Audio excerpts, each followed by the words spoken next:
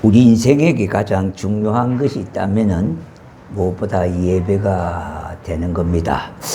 왜냐하면은 사람의 제일 되는 목적이, 성경에 보니까 사람의 제일 되는 목적이 하나님을 영화롭게 하고 그를 영원토록 즐거워하는 것이라 했습니다. 사람이 제일 되는 목적이 바로 두 가지죠. 꼭 기억하시기를 바랍니다. 그러므로 영적인 복을 위해서 가장 중요한 건 역시 예배가 되는 겁니다. 그것은 하나님께서 예배하는 곳에 임재하시어서 예배하는 자에게 복 주시기를 원하시기 때문인 겁니다. 오늘 이 시간에 교회에 나와서 예배하는 성도들을 하나님께서 얼마나 기쁘시게 생각하실까? 한번 생각해 보셨습니까? 킬레골이라고 하는 사람은 예배를 둘로 나눈다고 했습니다. 예배를 보는 자와 예배를 드리는 자로 구분을 했습니다. 자, 그의 유명한 비유 중에 한 가지는 관객과 배우의 이야기입니다. 연극에서 관객은 연극을 보는 자잖아요. 관람하는 사람입니다. 배우는 연극을 하는 자로 예배자가 예배를 드리는 것 같은 것입니다. 예배할 때도 두 종류의 사람, 다시 말씀드린다면 우리가 드리는 이 예배도 예배를 보는 자와 예배를 드리는 자가 있을 수가 있습니다. 우리 성도들은 어느 편에 속하느냐 이 말입니다. 우리가 진정한 예배자로 살기를 원하신다면 이 말씀에 아멘 하시기를 바랍니다. 네. 그럼 예배는 어떻게 드릴까? 첫 번째, 예배는 준비된 마음으로 드려야 됩니다. 예배는 준비된 마음으로 드려야 된다 이 말입니다. 아벨의 제사는 준비된 예배였습니다. 다시 말씀드린다면 준비된 제사를 드렸다는 겁니다. 1년간 양을 치면서 제물을 준비했습니다. 하나님께 드릴 예물을 위하여 흠도 없고 점도 없고 티도 없는 건강한 양을 기르기 위해서 1년 동안 노력했다는 말입니다. 그러나 가인은 아벨보다 먼저 피 없는 제사를 드렸으므로 농사만 지은 것이지 믿음으로 준비가 제대로 되지 않는 제사였던 겁니다. 가인의 제물은 곡식이므로 반드시 동생 아벨의 피의 제사와 곁들여져야 하는 예배였음에도 불구하고 그냥 곡식만 하나님 앞에 드린 제물이었습니다. 아무리 성급해도 준비 없이 먼저 드리는 것이 아니라 준비된 마음과 자세로 제사가 제사되게 해야 하겠습니다. 자, 그러한 가인이 드린 제물은 하나님께서 받으시지 아니했다고 말씀하고 있습니다.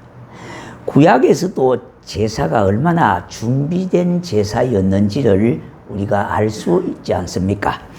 본문 3절을 보니까요, 세월이 지난 후에 그런 말이 나옵니다. 이 말씀 속에 가인도 하나님께 제사하기 위하여 오랜 기간 동안 준비했다는 말입니다. 그러나 시간은 있었고 기회도 있었지만은 준비하지 못한 제사가 되고 말았습니다. 하나님께 드릴 제물은 아무 흠이 없고 좋은 것이어야 합니다. 자, 여러분, 값진 것이고 값싼 것이고 그걸 말하는 것이 아니라 하나님 앞에는 상한 것을 드리지 말고요, 아주 흠이 없고 그야말로 순전한 것을 드리라 이런 뜻입니다. 그런 곡식과 양이 한순간에 준비되지는 않지 않겠습니까? 이처럼 예배를 준비해야 된다는 겁니다. 기도와 말씀과 찬양으로 준비하고 시간과 정성과 물질은 물론 여기에다가 사모하는 마음까지 더해지는 준비를 해야 한다는 말씀이에요. 시편 82편 2절에 보니까 시편 기자는 말하기를 내 영혼이 여호와의 궁전을 사모하며 세약하며 내 마음과 육체가 살아계신 하나님께 부러진나이다, 그렇게 말씀했습니다. 예배 준비 그 자체도 예배이기 때문에 잘 준비해야 한다는 말이에요. 다시 말씀드린다면 집에서 나서는 그때부터 은밀하게 예배를 준비하는 것입니다. 준비된 예배에 은혜가 넘쳐나게 되는 겁니다. 은혜가 넘치는 것은 하나님께 영광을 받으셨다는 뜻이기도 합니다.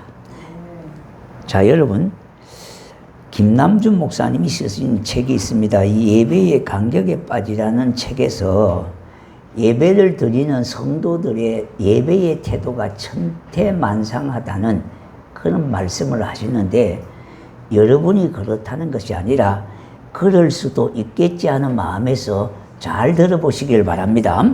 이 책 46페이지에 보면은 이런 설명들이 있습니다.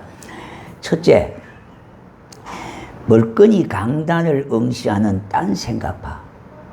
강단을 보지만은 딴 생각하고 있는 딴 생각파가 있다 이 말입니다. 두 번째는 주보 밑에 밑줄을 쫙 끄고 교정까지 보는 교정파. 예. 제가 얘기한 게 아니라 이 책에 그대로 있는 걸 제가 그대로 이렇게 인용한 겁니다. 예배를 시작하면 졸기 시작하는 수면파. 예배를 수면으로 띄우는 사람 말이죠. 수시로 시계를 들여다보는 시간 전략파. 참 말도 참 희한하게 좀 좋습니다. 옆 사람과 글로 대화하는 쪽지파. 쪽지를 돌리는 사람이 있다는 거죠. 예. 예배 후에 있는 회의를 사전에 준비하는 회의파. 예. 예배 마치고 예를 들어서 남전도회 여전도회 모이면 뭘 이렇게 할까 이런 걸 사전에 준비하는 회의 준비파. 예배 시간에 뒤적뒤적 성경 읽기로 시간을 보내는 경건파. 주위의 아기에게 눈을 맞추고 깍공거리는 유모파. 예. 설교를 평가하는 시험 채점파. 예. 10번째요. 처음부터 팔짱을 낀 채 예배를 구경하는 관람파. 자, 그런데 이러한 예배 태도는요, 진정한 예배를 방해하고 제대로 예배를 드리는 태도가 아닙니다. 우리가 잘못하면은 예배가 하나님께 대한 종교적인 의무로 그 의무감으로 수행하는 것에 끝나는 형식적인 예배가 되기 십상입니다. 그러므로 하나님께서 일찍이 이사야 1장 12절과 13절에 이사야 선지는 이렇게 예언하고 있습니다. 너희가 내 앞에 보이려 오나 다시 그것을 누가 너희에게 요구하겠느냐. 내 마당만 밟을 뿐이라 헛된 재물을 다시 가져오지 말라.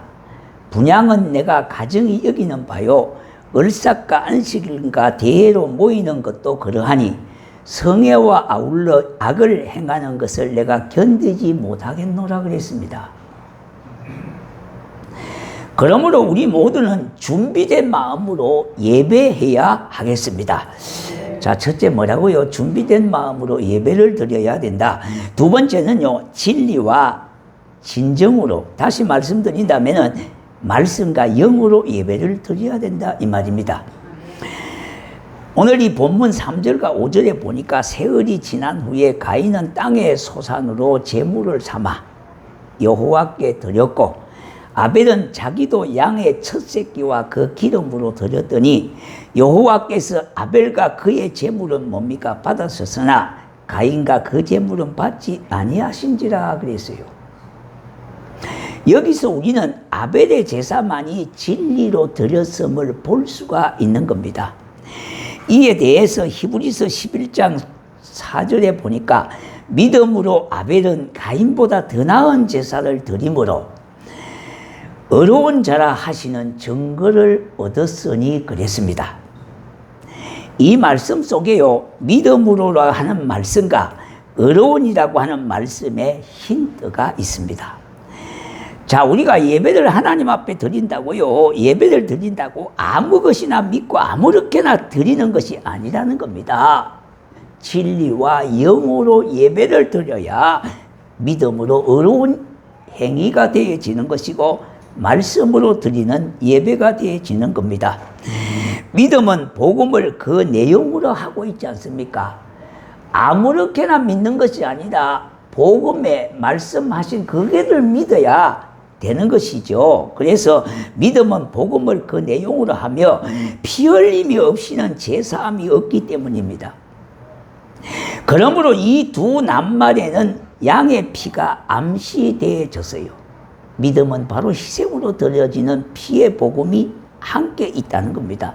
우리가 믿음을 가질 때에 복음을 믿잖아요. 그러니까 그 복음은 피의 복음, 예수 그리스도께서 십자가의 피 흘리심에 놀라운 은혜가 그 속에 함축되어 있다 이 말입니다. 그러나 가인의 제사는 피의 제사가 아니었습니다.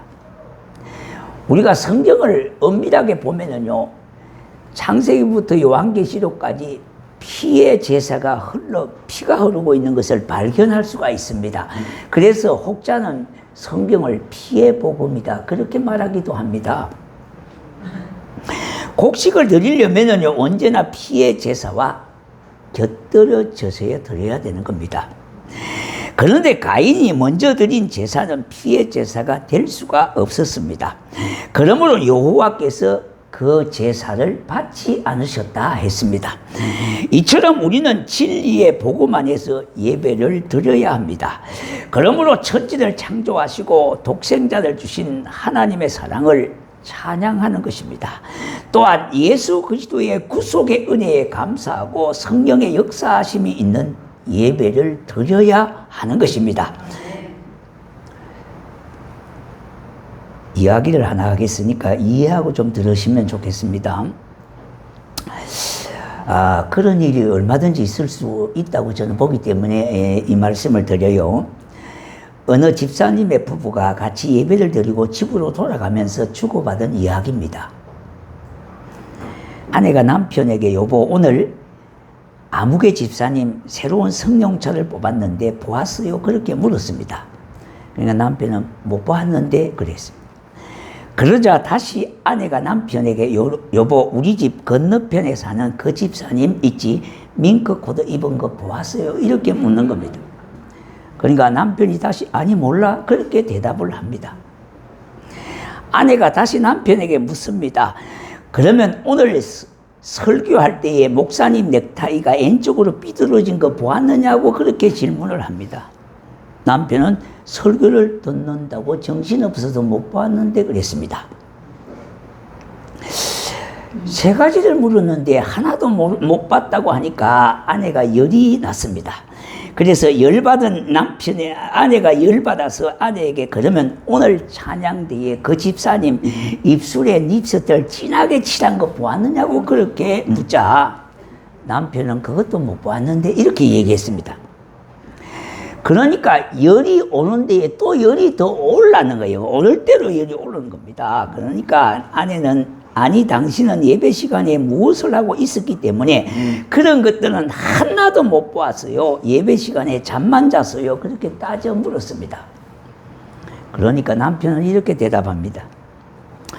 목사님이 설교하실 때에 나를 위하여 돌아가신 예수님의 십자가에 눈이 가리워서 눈물만 났지. 그렇게 대답했습니다. 여러분 이런 남편이 참 수준 있는 남편 아닙니까? 자, 이런 남편이 좋겠죠, 그죠? 네. 여러분, 예배가 바로 이런 겁니다. 예배를 통하여 감격이 있고, 기쁨이 있고, 설레임이 있고요. 또한, 눈물이 있고, 아픔이 있는 거예요. 그게 예배입니다, 예배. 남편은 예배를 잘 드렸지만은 아내는 예배를 드리지 아니하고 구경꾼만 된 것입니다. 이렇게 왔다 갔다 하는 교인들이 교회가 크면 클수록 수록이 많다는 겁니다. 하나님의 사랑과 예수님의 십자가 복음으로 드려지는 예배자에게는 다른 것이 보일 수가 없어요. 혹시 보여도 그냥 잊어버리는 겁니다. 네?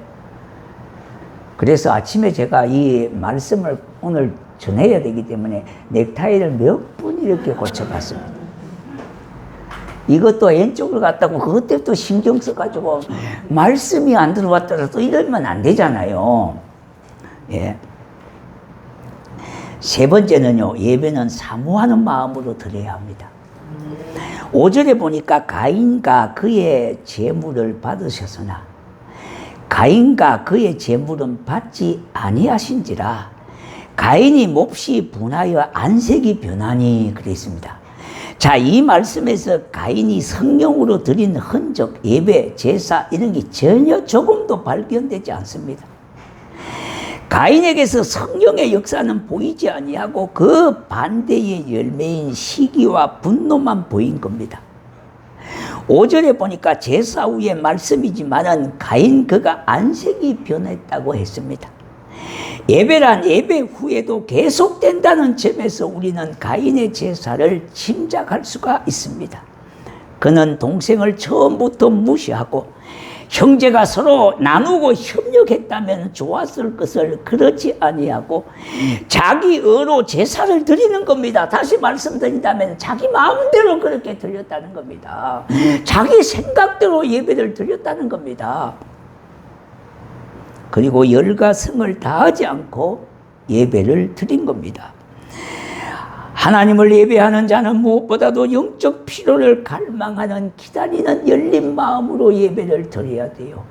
오늘도 성령께서 내게 역사해 주셔서 은혜를 주실 것을 기대하면서 말씀을 통해서 우리의 그 심령 속에 하나님의 말씀이 새겨지기를 기대하면서 이런 갈망하는 마음으로 예배를 드려야 된다는 겁니다. 아멘.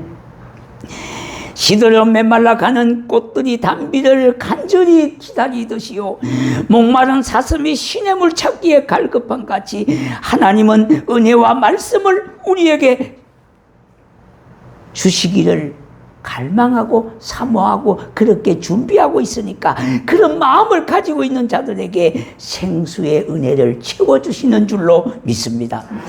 예배는 삭막한 우리의 육신과 마음과 영혼의 진액을 다시 말씀드린다면 생기를 공급하는 은혜롭고 축복받는 통로가 되는 겁니다. 주님 오실 날이 가까워오는 지금 하나님은 무천년 심령들을 구원하시려고 하늘의 문을 열어주시고 예배하는 자에게 구원의 은총의 소낙비처럼 부어주실 줄로 믿습니다. 그러므로 하나님께 예배할 때마다 강력하고 완벽한 마음으로 하나님의 은혜를 헛되이 받지 말고 목마른 사슴이 시냇물을 찾아 갈급해진 것 같이 영적인 강렬한 목마름으로 하나님을 예배하는 참 예배자를 원하시고 계십니다. 그런데 4절에 보니까 아벨은 그의 제물을 받으셨다 그랬고 5절에 가인과 그의 제물은 받지 않았다 그랬습니다. 왜 그렇게 되었을까?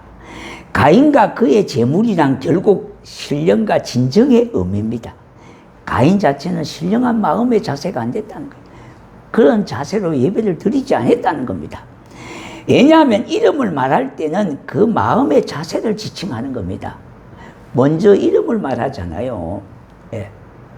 그러니까 그 자세가 신령과 진정한 자세가 아니랐다는 말입니다. 왜냐하면 이 두 가지를 겸비해서 드려야 되는 거거든요. 최고의 부자 녹펠러라고 하는 책이 있습니다. 그 책을 쓴 저자가 우리 교육관에도 있지 싶은데요, 그 책이요. 그런데 시겔이라고 하는 사람이 있었습니다. 그분이 저자였습니다. 그런데 녹펠러에게 물었습니다. 그렇게 성공하여 부자가 된 그 비결을 물을 때에 세 가지를 말했습니다. 나는 부모님에게 세 가지 신앙 유산을 물려받은 그것이 비결이라고 생각합니다. 첫 번째는요, 물질을 바로 드리는 물질관에 있다고 생각합니다. 하나님 주시는 대로 물질을 바로 물질을 드렸다는 겁니다. 두 번째는 예배 시간에 맨 앞자리에 앉는 것이라는 겁니다. 네. 세 번째는 교회에서 말씀에 순종하고 목회자에게 순종하고 성도 간의 마음 아프게 하지 않았다는 겁니다. 그 세 가지를 신앙유산으로 물려받았다는 겁니다. 성도들에게 아픔 주지 않고 상처 주지 아니하고요, 어떻든지 화목케 하시는 하나님의 은혜 안에서 서로 사랑하고 격려하고 위로하고 그렇게 했다는 겁니다. 그것이 세계 최고의 최대의 부자가 되어진 겁니다. 하나님께서는 그와 같은 중심을 가지고 있는 자에게 하나님은 은혜를 베푸시고 물질을 주셨어요. 한마디로 록펠러의 신앙 유산의 핵심은 어디에 있습니까? 예배에 있습니다.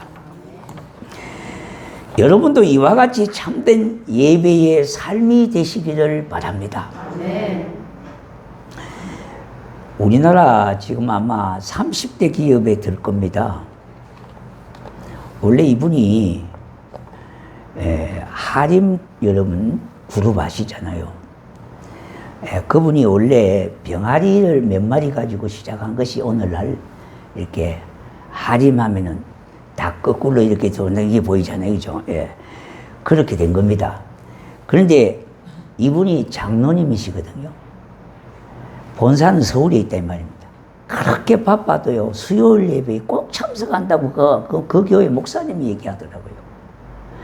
그렇게 바쁜 회장이 수요일 고향에 내려와서, 지방에 내려와서 자기의 섬기는 교회에 꼭 자리를 지킨다는 겁니다.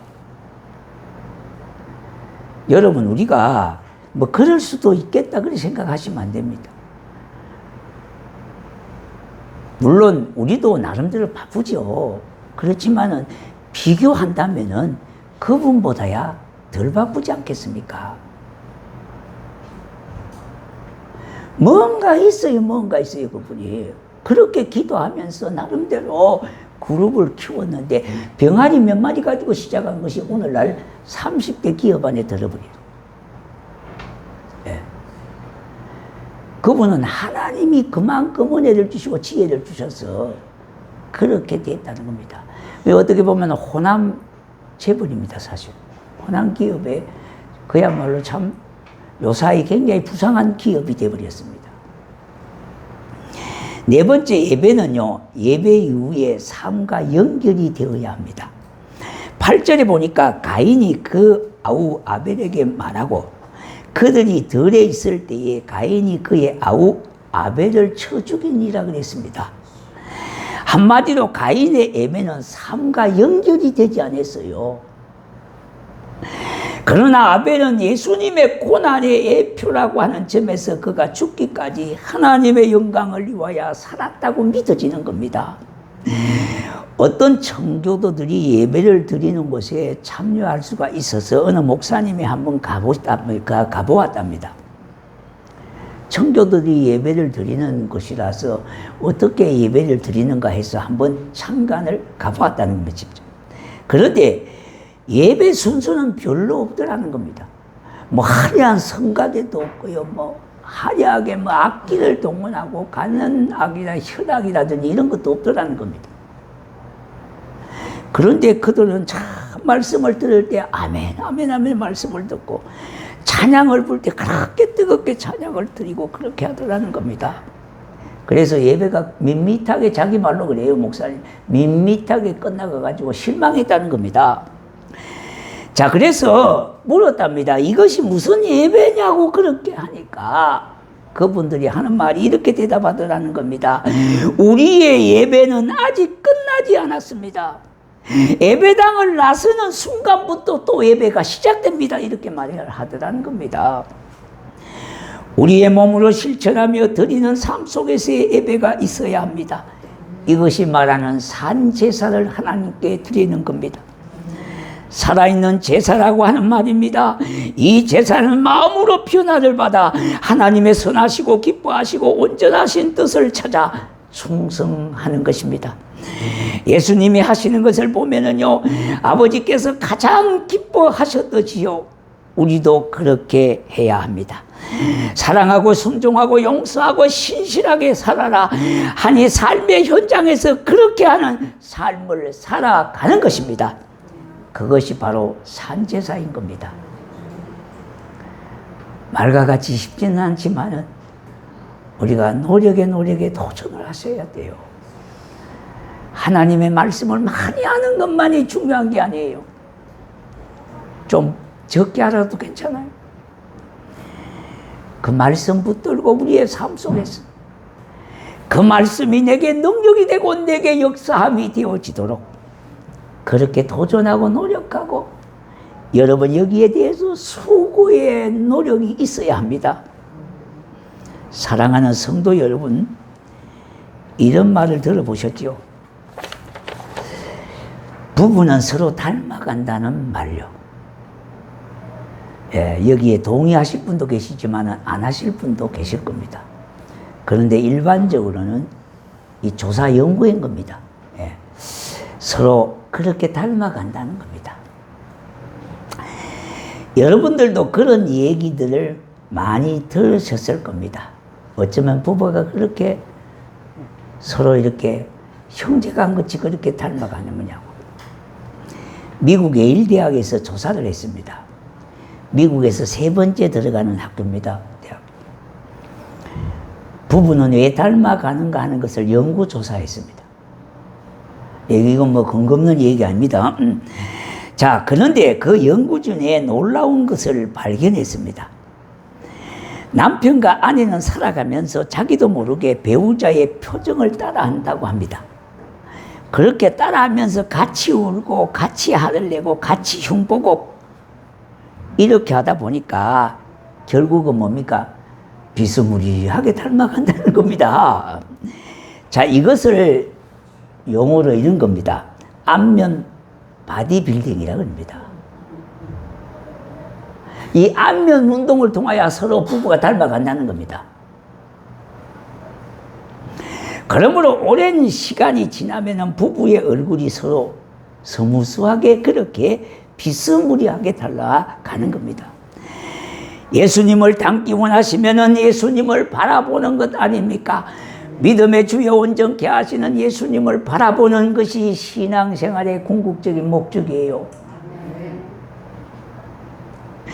자꾸만 바라보셔야 돼요. 그러므로 예수님이 일주일에 한 번은 바라보게 만들어 놨지만은 이거는 매일 예수님을 바라보라는 뜻에서 일주일에 한 번을 대표적으로 정해 놓은 겁니다.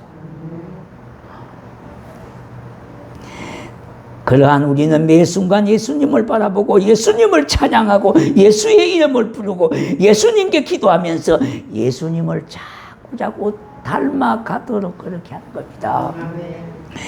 우리 모두는 하나님께서 가장 기뻐하시는 예배자가 되십시다.